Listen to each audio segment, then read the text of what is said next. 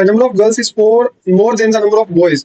Total 10 student है, जो girls है वो 4 मोर देन है किससे, बॉयज से। Find the number of boys and girls who took part in the quiz. तो आप एक काम करो, आप बॉयज को लेट कर लो। देखो आप लेट कर लो, लेट बॉयज को हमने एक्स मान लिया, तो गर्ल्स को क्या मान लो, गर्ल्स को मान लो वाई।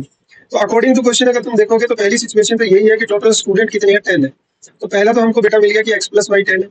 फिर ये बोल रहा है कि जो नंबर ऑफ गर्ल्स जो है ना 4 मोर है नंबर ऑफ बॉयज से, यानी अगर मैं वाई और एक्स का डिफरेंस देखूं तो वो कितना है, 4 का है। तो ये हो गई बेटा जी अपनी दूसरी इक्वेशन, ये हमको दे रखा है, ये हमको दे रखा है अकॉर्डिंग टू क्वेश्चन। तो दो इक्वेशन हो गई हमारे पास, इक्वेशन 1 और इक्वेशन 2। अगर तुम लोगों को ग्राफिकली सॉल्व करना है इस क्वेश्चन को, अगर तुम लोग चाहते हो कि हम इसको ग्राफिकली सॉल्व करें, तो अब हमें बनाना होगा टेबल। सर वो कैसे बनेगी, चलो सिखाता हूँ कैसे बनेगी।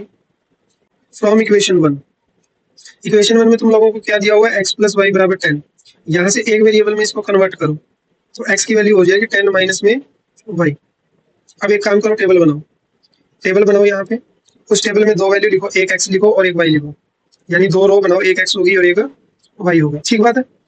आपको मैक्सिमम जो है वो 3 वैल्यू लेनी है, इससे ज्यादा नहीं लेनी, काम चल जाएगा। देखो अगर मैंने वाई को 2 रख दिया, अगर वाई को मैंने यहाँ 2 रखा तो 8 10 माइनस 2 कितना होता है 8। अगर मैंने 4 रखा तो 10 माइनस 4 कितना 6। अगर मैंने यहाँ पे 6 रख दिया तो 10 माइनस 6 कितना हो जाएगा 4 हो जाएगा। तो मेरे पहली टेबल नंबर 1 तैयार होगी, टेबल नंबर 1 जो है वो रेडी है। अब आप सेकंड इक्वेशन की बात करें, y माइनस एक्स बराबर 4 है, तो x उधर चला जाएगा, तो y बराबर क्या आ जाएगा, y बराबर आ जाएगा 4 प्लस एक्स। कितना आ गया 4 प्लस एक्स। अब फिर से क्या करना है, एक टेबल बनाओ, उस टेबल में दो कॉलम बनाओ, सॉरी दो रो बनाओ आप, एक में लिखो x और एक में लिखो y। अब इसके अंदर वैल्यू जूम करो, सपोज करो x 0 है तो y का वैल्यू 4 आ जाएगा। अगर x की वैल्यू 2 हुई तो y का वैल्यू 6 आ जाएगा। देखो यहाँ पे इवन थे तो यहाँ पे भी इवन लेने की कोशिश कर रहा हूँ। अगर 4 हुआ तो y का वैल्यू 8 आ जाएगा, 4 प्लस 4, राइट। जी सर एकदम क्लियर हो गया, यहाँ तक कोई प्रॉब्लम नहीं है। अब हम आगे बढ़ते हैं और अब हम इसका ग्राफ बनाते हैं। ये हमने एक्स एक्सिस ड्रॉ किया, ये बेटा हमने वाई एक्सिस ड्रॉ किया, ठीक है।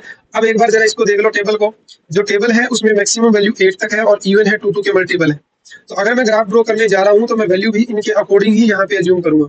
सर कैसे, देखो सब में 2 के मल्टीपल है तो मैं ऐसे लेट करूंगा कि ये 2 है, ये 4 है, ये 6 है और ये 8 है। ये जो गैप मैंने लिया है ये आपको भी इक्वल इक्वल लेना है, ऐसा नहीं है कहीं ज्यादा ले लो कहीं कम ले लो, ठीक है भाई।